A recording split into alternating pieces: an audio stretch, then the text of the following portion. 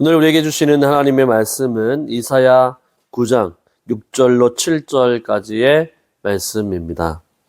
제가 봉독해 드리겠습니다. 이는 한 아이가 우리에게 낳고 한 아들을 우리에게 주신 바 되었는데 그의 어깨에는 정선을 메었고 그의 이름은 기묘자라 모사라 전능하신 하나님이라 영존하시는 아버지라 평강의 왕이라 할 것임이라.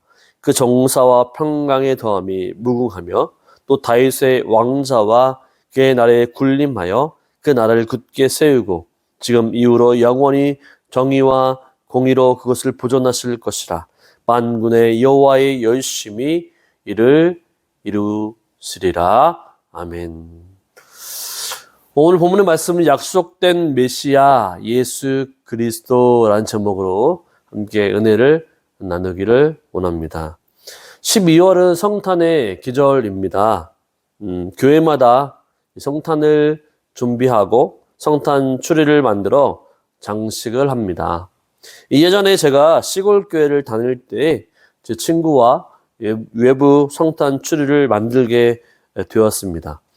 교회 예산을 타고 함께 친구와 함께 전구와 선을 구입하고 대롱대롱 만들어서 외부 추리를 달게 되었던 기억이 있습니다.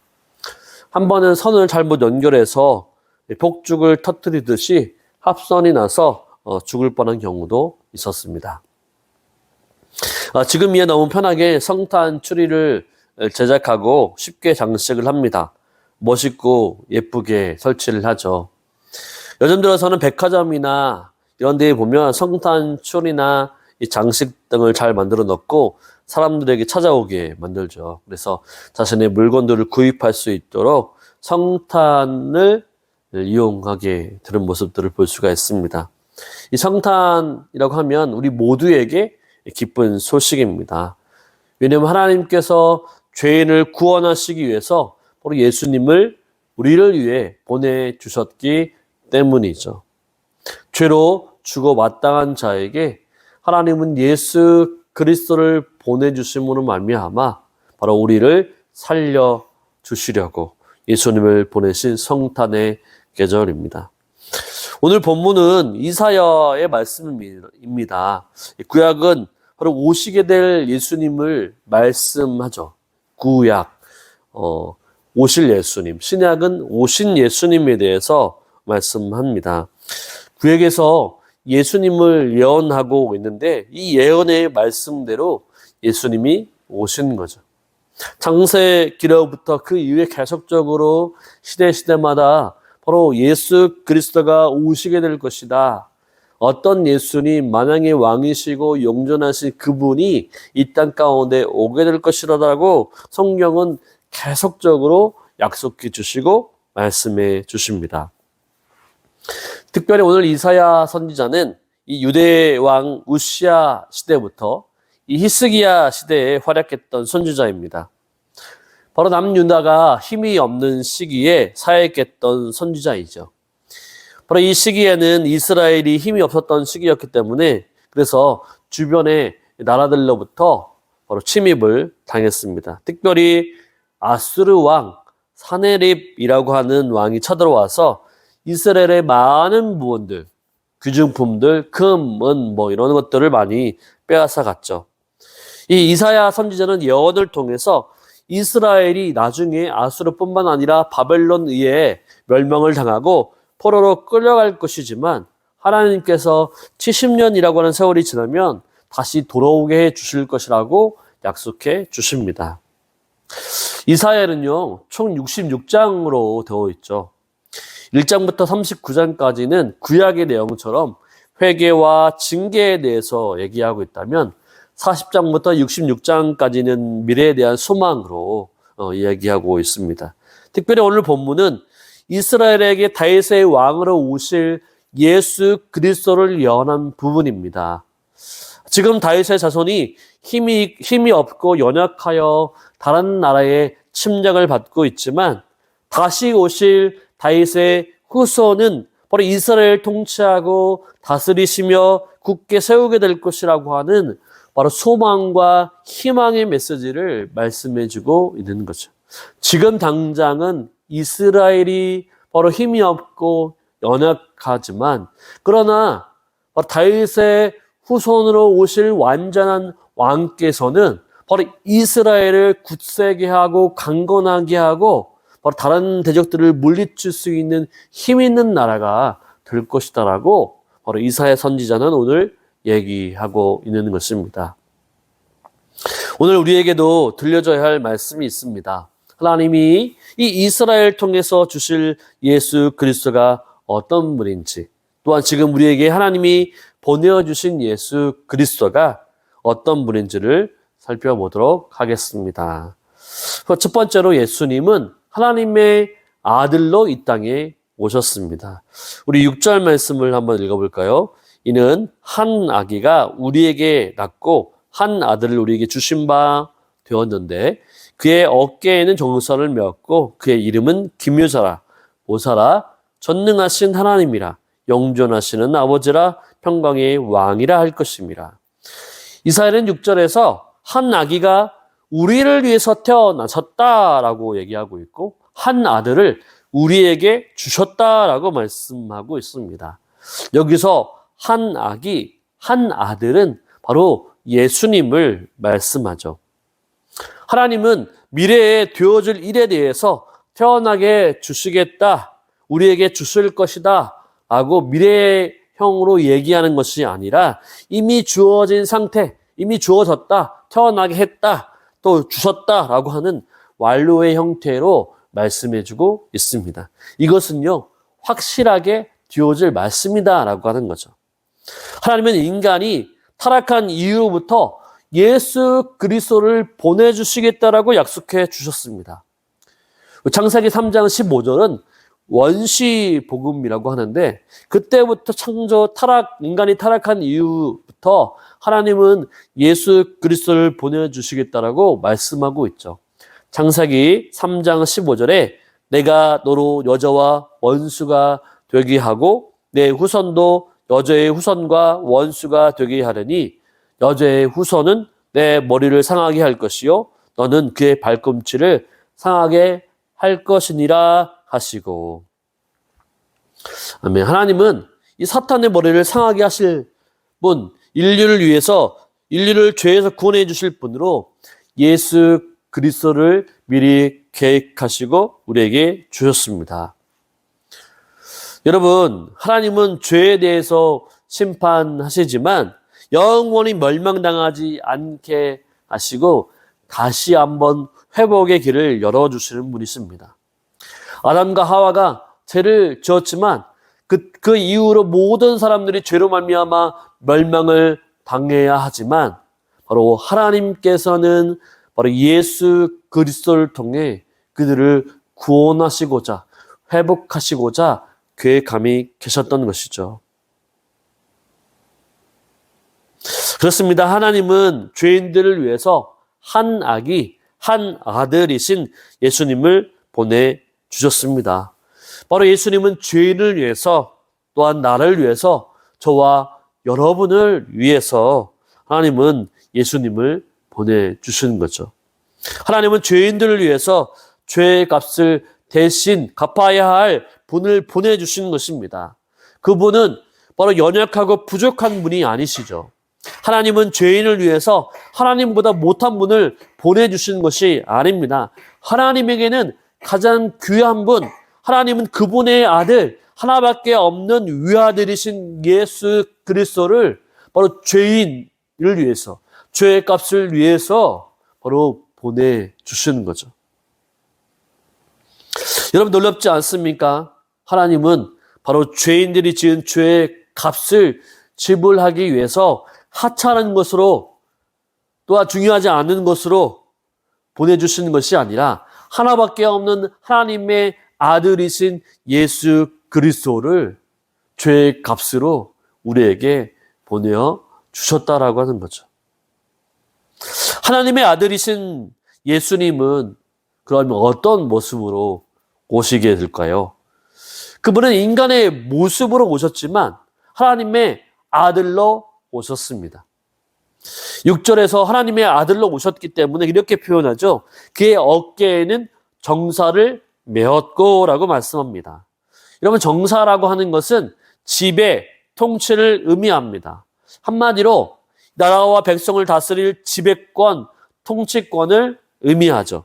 예수님은 하나님의 아들이시기 때문에 모든 만물을 다스리시고 지배하실 권리를 가지고 계십니다. 예수님이 공생의 사역을 하실 때 이 풍랑이 바로 일었던 바다도 말씀으로 잔잔케 하시기도 하셨습니다. 돌을 가지고 떡덩이가 되게 해서 5,000명이나 먹고 남을 정도로 이적과 기적을 베푸셨습니다. 또한 죽음까지 정복하셔서 죽은 나사로도 살리셨습니다. 바로 예수님은 만물을 통치하시고 다스리시는 만왕의 왕으로 이 땅 가운데 오십니다. 이 만왕의 왕이신 예수님에게 붙여진 이름들이 있습니다. 6절에 보면 이름들이 나오죠. 기묘자, 모사, 전능하신 하나님, 영존하시는 아버지, 평강의 왕이라고 예수님의 이름을 소개하고 있습니다. 바로 이사야는 이스라엘 백성들에게 한 아기요 한 아들이신 예수님이 어떤 분인지를 이름을 통해서 알려주죠. 먼저 기묘자와 모사라고 하는 것은 영어 성경에 보면 하나의 이름으로 표시되어 있습니다. 원더풀 카운슬러라고 하는 말인데, 이 말은 바로 놀라운 상담가라고 하는 의미가 담겨져 있죠. 이 모사는 카운슬러인데 상담자, 조언자, 가르치는 자라고 하는 의미가 있습니다. 성경에는 많은 모사들이 나오죠. 그런데 이 모사들은 크게 두 가지로 나눌 수가 있습니다. 악하고 어리석은 모사와 선하고 지혜로운 모사로 나눌 수 있죠. 그래서 어떤 모사를 만나느냐가 중요합니다. 바로 선하고 지혜로운 모사와의 만남은 바로 생명을 얻게 하지만, 악하고 어리석은 모사와의 만남은 멸망에 이르게 할 수 있기 때문이죠. 이러한 예를 솔로몬의 아들 르호보암을 통해서 알 수가 있습니다. 이 솔로몬의 아들 르호보암이 왕권을 이어받았을 때에 백성들은 르호보암을 찾아가서 간구하죠. 이 솔로몬 시대에 과중하게 또 점겨졌던 부가 되었던 고역과 멍에를 가볍게 해달라고 르호보암을 찾아갑니다.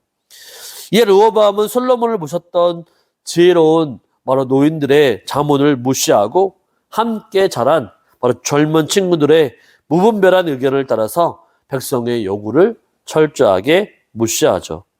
결국 르호보암의 결정은 바로 이스라엘을 남과 북으로 나누게 하는 명분이 되고 말았습니다. 이처럼 어떤 사람을 이 모사로 만드느냐라고 하는 것은 인생에서 가장 중요한 일입니다. 우리에게도 지혜로운 묘사, 좋은 모사를 만나야 하는데, 그런 모사, 상담가는 누구일까요? 이 세상의 사람들은 아닌 것 같습니다. 그들은 온전하지 못하죠. 바로 사람을 이용하려고 하지 올바른 길로 인도하지 못합니다. 그러나 우리를 올바른 길로, 생명의 길로 인도할 수 있는 분이 계시는데, 그분은 바로 예수 그리스도이시죠. 바로 예수 그리스도는 우리의 선한 목자가 되시기 때문에 우리를 좋은 길, 선한 길, 안전한 길로 인도해 주십니다. 험한 골짜기를 지날지라도 예수님이 우리와 함께 하시기에 우리는 염려하지 않아도 됩니다. 또한 예수님을요, 전능하신 하나님이다 라고 표현하고 있습니다. 이 말은요, 강력하고 힘이 센 용감한이라고 하는 의미를 가지고 있습니다. 이 전능이라는 단어가 무엇입니까? 한계가 없다라고 하는 것이죠. 능력의 한계가 없다라고 하는 것입니다. 예수님께서 못하실 일이 없다라고 하는 말씀이죠. 예수님께서 전능하시기 때문에 못하실 일이 없으신 바로 하나님이시라고 하는 것이죠. 예수님은요, 못하실 일이 전혀 없으신 분이십니다. 그렇기 때문에 우리는 철저하게 이 세상에 있는 것들을 의지하지 않고 바로 우리의 왕이신 전능한 왕이신 예수님께 우리의 문제를 내어놓고 기도해야 합니다. 그분이 반드시 바로 전능하신 하나님이시기 때문에 우리의 문제를 해결해 주실 수 있기 때문이죠. 그분은 전능하신 분이시기 때문에 이스라엘 백성들을 구원해 내실 뿐만 아니라 바로 우리를 죄에서 넉넉하게 구원하실 분이십니다. 또한 예수님은요, 용전하시는 아버지입니다. 영원한 아버지라고 하는 거죠. 이 고대 근동의 왕들은 자기 백성들에 대해서 왕이 스스로 아버지라고 칭했습니다.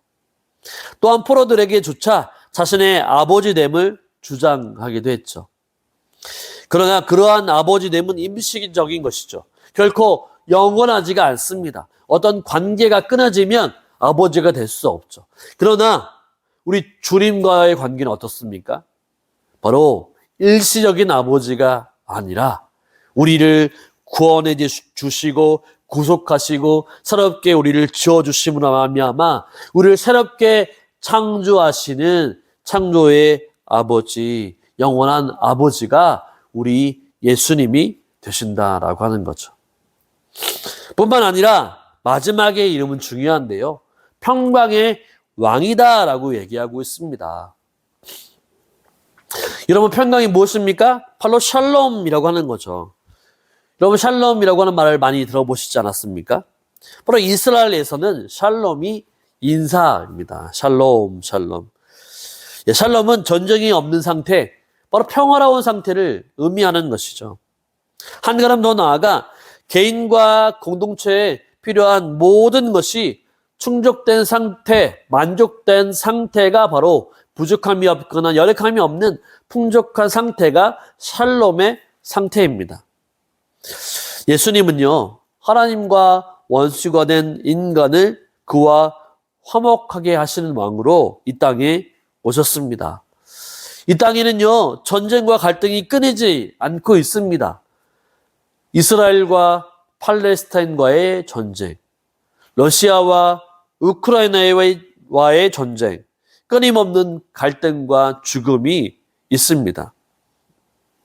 그러나 바로 예수님이 오시게 될 새하늘과 새 땅에서는 바로 이 세상의 평강마저도 완전해져서 다시는 싸움이나 반목이 없으며 모든 것이 충족되어 있는 완벽한 상태가 되는 것이죠. 바로 예수님은 하나님의 아들로 오셨습니다. 인간의 몸을 입고 오셨지만 연약하지 않으신 분이시죠. 그분의 어깨에는 정사가 있습니다. 만왕의 왕으로 백성을 다스리시고 통치하실 수 있는 왕권이 있으십니다. 또한 그의 이름은 기묘자라 모사라라고 말씀하죠. 위대한 상담가이며 그분 앞에 나오는 모든 것들을 바로 해결해 주실 수 있는 분이십니다. 우리 하나님은, 예수님은요, 전능하신 분이시죠. 절대로 못하실 분이 없는, 바로 모든 것을 다 아시고 해결하실 수 있는 분이 바로 우리 예수님이시죠. 예수님은 그저 죄인을 구원하시기 위해 오신 것뿐만 아니라 우리를 다스리시고 통치하시며 보호하시기 위해 오셨다는 사실을 기억하면 좋겠습니다. 그래서 예수님의 다스림을 통해 우리가 완벽한 평안과 기쁨을 맛볼 수 있는, 그래서 우리 안에 예수님의 의미가 무엇인가? 예수님은 과연 그냥 우리를 구원해 주시기 위해서 오셨는가로 끝나는 것이 아니라 예수님이 바로 우리의 정사와 또한 권력과 또 기묘자와 모사와 또 전능의 하나님으로 평강의 왕으로 영원한 우리의 왕으로 오셨다는 사실들을 늘 기억하고 그 예수님을 붙잡고 살아가실 수 있는 저와 여러분의 삶이 되시기를 주님의 이름으로 축원을 드립니다. 두 번째로 예수님은 다윗의 후손으로 우리의 영원한 왕이 되십니다. 7절 말씀 한번 읽어볼까요? 그 정사와 평강의 더함이 무궁하며 또 다윗의 왕자와 그의 나라에 군림하여 그 나라를 굳게 세우고 지금 이후로 영원히 정의와 공의로 그것을 보존하실 것이라. 만군의 여호와 열심히 이를 이루시리라. 아멘. 6절에서는 예수님이 오시는데 어떠한 분으로 이 땅에 임하게 되는지, 또한 그 이름대로 어떤 역사가 일어나는지를 살펴보았습니다. 이제 예수님이 오시면 이스라엘뿐만 아니라 바로 이 세상에 하나님의 통치가 어떻게 이루어지고 있는지를 보여주는 거죠. 7절 앞부분에 보면 정사와 평강의 더함이 무궁하도다 라고 하는 말이 나옵니다. 앞에 6절에서 언급되었듯이 정사는 곧 통치이고 평강은 샬롬에 대해 강조하는 것이죠. 정사와 평강이 더하여져서 무궁할 것이다 라고 하는 말은 예수님의 통치와 다스리심이 이 세상에 평강을 가져와서 대립과 바로 다툼이 없는 완전한 화목, 영원한 화목을 가져다 줄 것이다 라고 하는 말씀이죠. 그렇습니다. 지금도 예수 그리스도가 통치하는 나라, 거룩한 백성들 가운데에는 예수 그리스도의 평강과 정사가 더 무궁합니다. 분명 이 땅에도 지금도 전쟁과 학살, 폭력이 난무하죠. 평경을 찾아봐야 찾아볼 수 없는 시대입니다. 그러나 예수 그리스도를 믿고 주인으로 삼은 거룩한 백성들에게 하나님의 통치와 평강이 임하게 되는 것이죠. 하나님의 통치와 평강이 임한다는 말은 무엇일까요? 세상의 논리와 방법으로 살지 않고 하나님의 말씀을 기준으로 살아가는 삶입니다. 하나님의 말씀과 뜻대로 살아가는 삶이죠. 또한 그 마음에 평강이 있습니다. 세상에 염려와 근심이 없죠. 요한복음 14장 27절에 보면 평안을 너희에게 끼치려니 곧 나의 평안을 너희에게 주노라. 내가 너희에게 주는 것은 세상이 주는 것과 같지 아니하리라. 너희는 마음에 근심하지도 말고 두려워하지도 말라. 아멘. 바로 예수님과 함께하는 자들에게는 누구도 빼앗을 수 없는 평안함이 있습니다. 평안함이 임합니다. 제자들도 그랬죠. 제자들이 부활하신 주님을 만난 후에 변화가 되었습니다. 그들에게 예수님은 정치적인 메시아였고 온 인류를 구원해 줄 메시아를 바라보지 못했습니다. 그러나 주님이 부활하신 이후에는 이제 그들이 바로 예수님을 알게 되었고 온 인류를 위해 구원해 주실 메시아라고 하는 사실을 분명히 깨닫게 되었습니다. 그러자 그들에게 하나님의 통치와 평화가 임하게 되었고 그래서 어떠한 고난과 핍박에도 당당하게 맞서 감당할 수 있는 존재가 되었다는 거죠. 여러분, 예수님만이 우리의 왕이십니다. 그분을 믿고 의지할 때 세상에서 담대하게 살아갈 수가 있습니다. 이 세상에 어떤 유혹과 핍박이 온다 할지라도 담대하게 이겨낼 수 있는 거죠. 왜 그렇습니까? 예수 그리스도가 우리 안에 바로 내주하고 계시고 그분이 우리와 함께 하시기 때문이죠. 그래서 우리 안에 예수님의 샬롬과 평안이 또한 정사가 내 안에 거하기 때문에 이 세상의 위협과 온갖 어려움으로부터 지켜나갈 수 있는 것입니다. 예수님이 이 땅에 사람으로 오셨을 뿐만 아니라 왕으로 오셨습니다. 마태복음과 누가복음에는 족보장이 나오는데요. 예수님도 족보가 있었습니다. 예수님은 뼈다가 있는 집안이죠. 이 말은요, 예수님이 완전한 인간으로 완전한 하나님으로 오셨다는 말씀입니다. 신성과 인성을 모두 다 가지고 계신 분이십니다. 예수님은 아브라함과 다윗의 후손으로 오셨습니다. 바로 예수님은 하나님의 아들로 모든 만물을 다스릴 왕이실 뿐만 아니라 완전한 사람의 아들로 다윗의 자손으로 왕으로 오셨던 것이죠. 그렇게 우리가 이 세상을 살아가면서 우리의 주인으로 모셔야 할 분은 바로 예수님 뿐이라고 하는 것이죠. 돈과 성공, 승진과 권력, 명예 이런 것이 우리의 주인이 되어서는 안 됩니다. 오직 우리의 주인은 예수님임을 기억해야 합니다. 그런데 7절에서 예수님께서 다윗 왕좌의 그 나라에 군림하셔서 그 나라를 굳게 세우시고 영원히 정의와 공의로 보존할 거라고 말씀해 주십니다. 이 땅의 왕은요, 통치 기한이 있습니다. 아무리 독재를 한다고 해도 인간의 수명은 한계가 있기 때문에 끝이 분명히 존재합니다.